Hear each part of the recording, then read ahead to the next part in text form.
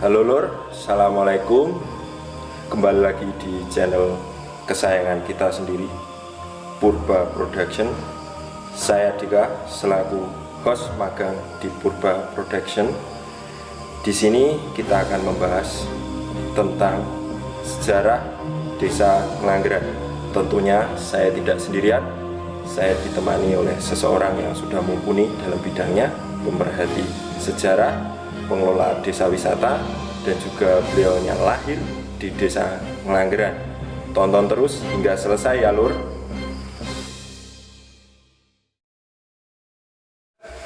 Apa kabar Mas Heru? Alhamdulillah kabar baik Mas Dika. Saat ini sibuk nopo ya jenengan? Ya di wisata lagi Mas, karena setelah pandemi kemarin beberapa bulan tutup ya untuk wisata, sekarang sudah buka ya kita aktivitas kembali di wisata. Berarti rame ya Mas ya? Lumayan, sudah mulai berangsur-angsur mulai banyak lah untuk kunjungan seperti itu. Oke Mas, jadi langsung saja ya Lur ya, selaku pemerhati sejarah di Ngelanggeran khususnya, itu gimana sih Mas Desa Ngelanggeran itu? Ya, yang saya dapat informasi dari beberapa tokoh ya yang di Desa Ngelanggeran ataupun dari desa lain, Ngelanggeran sendiri ini diperkirakan ataupun secara sistem kepemerintahan ya itu di tahun 1820. Itu berarti masa sebelum kolonial ya, sebelum kolonial itu masa-masa itulah keberadaan Desa Ngelanggeran. Nah ini dimulai cerita ataupun yang berkembang yang ibaratnya cikal bakal ataupun Babatalas itu yang warga sini menyebutnya Mbah Mangun Tirto atau Mbah Mangun Tritis. Kalau nama aslinya banyak yang nggak tahu. Seperti itu Mas Dika. Oh, jadi mulai dari tahun 1820 ya. Jadi itu Mbah Mangun Tirto sendirian atau kenapa tiba-tiba Mbah Mangun Tirto itu bisa datang ke Ngelanggeran? Itu mungkin ada sebabnya ya Mas Heru. Oke, Mbah Mangun Tirto ini kan ya bukan asli sini, tapi cerita yang saya dapat dari beberapa tokoh, Mbah Mangun Tirto ini punya kakak yang kalau warga sini menyebutnya Sok Ijoyo, ada yang menyebut Woso Ijoyo. Ini adalah salah satu Demang yang ada di Gantiwarna, Klaten. Nah, pada masa itu Kesultanan Solo yang di Solo ini kan penjajah Belanda sudah masuk ke kerajaan. Nah di sini sudah mulai menerapkan sistemnya dengan politik yang dia bisa ataupun sistem Belanda politik untuk memecah belah. Nah sisi lain Woso Ijoyo ini dengan Mbah Mangun Tirto dengan beberapa prajurit lah, nah ini tidak itu enggak sesuai ataupun tidak tidak serujuk dengan sistem Belanda yang diterapkan di situ. Memberontak. Nah akhirnya dengan sistem itu Belanda menganggap sebagai pemberontak dengan semacam mempengaruhi raja zaman dulu. Provokasi mungkin ya. Provokasi seperti itu. Memprovokasi agar dia dianggap pemberontak. Nah, akhirnya Mbah Soijoyo dan Mangun Tirto ini lari, sembunyi lah. Setelah memprovokasi. Setelah Belanda memprovokasi bahwa dianggap sebagai pemberontak, akhirnya kan sembunyi. Nah, ceritanya ini kan berlari sembunyi itu belum sampai ke Ngelanggeran, tapi masih di seputaran Gantiwarna sana, di Klaten sana. Nah, karena Belanda ini kualat juga untuk membunuh ataupun menangkap Mbah Woso Ijoyo dan teman-temannya atau adik-adiknya ini sembunyi. Nah, sisi lain saat ketemu, nah Mbah Sojo ini ibaratnya kalau zaman dulu kan sudah punya senjata api ya. Nah itu ditembak nggak mempan. Oh mungkin dia punya semacam cekelan atau atau punya ajian atau zaman-zaman dulu kan banyak orang-orang sakti lah seperti itu, tembak nggak mempan. Dan saat dikejar di sini ada pohon ibaratnya, dia sembunyi di pohon. Belanda yang ngejar ini tahu dia di pohon, tapi saat dia datang sudah hilang, nggak ada di situ. Nah akhirnya kan juga kewalahan Belanda, kemudian balik ke pimpinannya, kemudian tanya-tanya, akhirnya ada salah satu orang yang memberitahu kelemahannya Soijoyo. Bisa tertangkap itu dengan peluru emas. Oh, ditembak menggunakan peluru emas. Nah kemudian kan kalau orang Jawa itu kan punya hitungan weton seperti Oh itu. ya, Terus weton. biasanya kan ada hitungan apes. Pitungan Jawa. Nah hitungan Jawa. Ada apesan gitu. Nah Zilen tahu apesnya, kemudian itu tembak dengan peluru emas. Meninggal. Nah nggak mati, dia jelas lemes. Ibaratnya nggak punya tenaga lah seperti itu. Nah di sisi lain dia diseret, kemudian dibawa ke perempatan ataupun alun-alun. Ini cerita dulu. Nah yang lain ini sembunyi lari. Nah Mbah Manguntirta larinya ke sini di gunung. Nah karena di Gunung Langgeran sendiri kan banyak batu-batu, banyak gua-gua itu ya, nggak sembunyi ke situ. Nah tapi saya kembali ke Wosoijo dulu, tadi belum selesai. Iya. Nah ini diarah di perempatan, kemudian dalam perjalanan diarah ini warga ataupun masyarakat dulu yang melihat itu harus menyayat. Menyayat. Iya, disyarat kan disayat. Nah Zilen dia tidak langsung mati, dia masih hidup. Wosoijo itu kemudian dipenteng gitu, dipenteng di perempatan. Kalau menurut cerita-ceritanya mungkin semacam rawa-rawa rontek seperti itu ya. Ya beda. Rontek kan langsung tulik, ini enggak, tapi enggak. dia nggak mati. Jadi penteng atau di perempatan itu nggak mati. Nah akhirnya mencekam kan suasana di seputaran situ, marga ataupun rakyatnya dari kerajaan Solo banyak yang takut. Nah akhirnya raja turun sendiri mendatangi Wosoijoyo, bertanya maunya apa, kenapa nggak mati kan ibaratnya. Karepmu iki kepiye? Ya seperti itu. Nah di situ ditanya bla bla bla kan, hanya versi yang saya dapat bahwa intinya itu aku kisah mati neng aku jaluk syarat seperti itu. Syaratnya anak sedulurku sak keturunane jaluk diwongke. Ini istilah Jawa, diwongke. Dimanusiakan. Ya dihargai ataupun nanti punya kerjaan atau jabatan seperti ini. Intinya istilahnya diwongke, istilah Jawa seperti itu. Nah di sisi lain terus kepiye caranya mateni kan itu. Raja saat itu, aku bisa mati tapi kamu petel, pakai petel ya, petel di tengkuknya.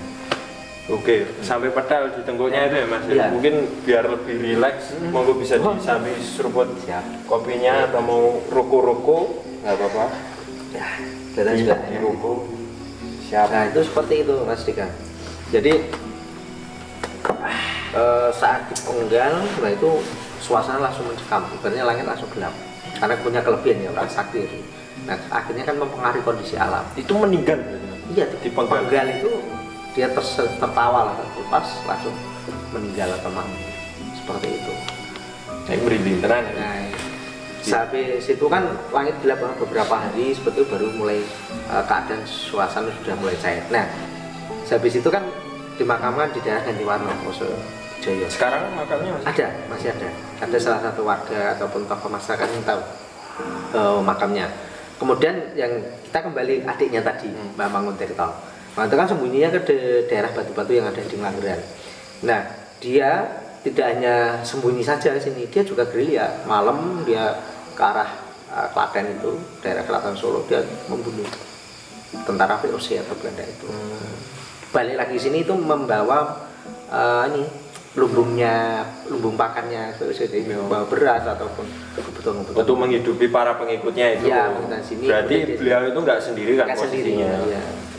Nah, habis itu mungkin ya merasa juga sudah capek atau seperti apalah. Nah, dia membuat pemukiman di sini di seputaran gunung itu awal. Mas kapunten Mas, itu rokoknya bisa disebut kasihan diputer-puter. Biar empuk gitu. Siap. Ayo jadi. Ya. Coba. Oke. Ya, kita teruskan ya. Mas. Di lumbung. Ya, di lumbung itu kan akhirnya Mbah Manguntirta juga membuat pemukiman di Langgeran ini. Mulai membuat sebenarnya buat rumah lah, bergubuk lah zaman dulu. Tapi ya sisi lain tidak semudah mungkin saat ini ya, karena zaman dulu kan sini kan lokasinya juga. Singkatnya setelah ngapunten, setelah membuat lumbung, gubuk itu tadi, si mbahnya ke Langgeran langsung bermukim atau gimana? Ya proses dari Mbah Manguntirta kan dari dia membunuh kemudian ke sini bawa makanan ataupun ya lumbungnya di Belanda yang bawa sini ya, lah beras ataupun yang lain lah kebutuhan untuk sehari-hari. Nah lama-lama di situ kan membuat pemukiman tadi, Iya. pemukiman babat alas lah ibarat seperti itu, perlahan-perlahan. Nah di sini sudah mulai apa ya, tidak lagi ke Solo atau membuat, dia lebih fokus membuat pemukiman atau apa, perkampungan lah seperti Perkampungan. itu. Nah dalam perjalanan ini Mbah Mangun ketemu dengan ini apa, seorang wanita. Oke. Nah, sama wanitanya bukan sih, tapi menurut cerita itu orang Legi. Legi itu Desa sebelah. Dan gitu. Perbatasan sama Ngelanggeran. Ya, tapi lumayan, paling perjalanan kalau untuk saat ini ya, dalam arti konteks perjalanan kendaraan untuk saat ini ya paling sekitar 20 menit lah perjalanannya. Nah, di sini dia ketemu dengan seorang wanita, suka, kemudian menikah. Kalau sebutannya itu Mbah Kembang. Oke. Ya. Kembang, cuma menurut cerita dia juga masih ada darah biru. Menurut cerita ya. Keturunan raja-raja seperti itu. Nah, di menikah, kemudian dia punya anak. Mbah Mangun juga istilahnya diajak ke sini, punya anak. Nah, beberapa periode di situ pisah, dalam arti konteks bukan pegatan ya, pisah tapi untuk menyelamatkan anak demi kepentingan keluarga. Iya, biar ada punya keturunan. Nah, yang anak laki-laki itu masih tinggal sini, kemudian yang anak perempuan dibawa kembali ke Legi. Nah, menurut cerita juga itu dulu Mbah Mangun itu membuat semacam buku sejarah atau apa ya, perjalanannya dia. Nah, bukunya ini dibawa oleh istrinya ke Legi. Nah, sempat saya mencari informasi itu sampai saat ini belum ketemu bukunya. Nah, itu kalau bisa ketemu kan lebih real ya cerita yang dapat yang ada di Ngelanggeran. Nah, dari proses ini, nah pada masa itu kan di Jogja Solo kan sudah pecah ya, dalam konteks perjanjian Giati. Iya, antara sama Belanda. Iya, proses itu kemudian ini kan Ngelanggeran juga masuk di Kasultanan Ngayogyakarta Hadidingrat ya, seperti itu. Nah, sisi lain Mbah Mangun ini diberi pangkat bekel, ceritanya itu Mbah Bekel gitu. Pangkat bekel, kemudian di situ anaknya, salah satu anak Mbah Mangun ini meneruskan bekel ataupun lurah ini sekarang. Nah itu kalau nggak salah itu namanya Mbah Sutodipo. Ya, keturunannya.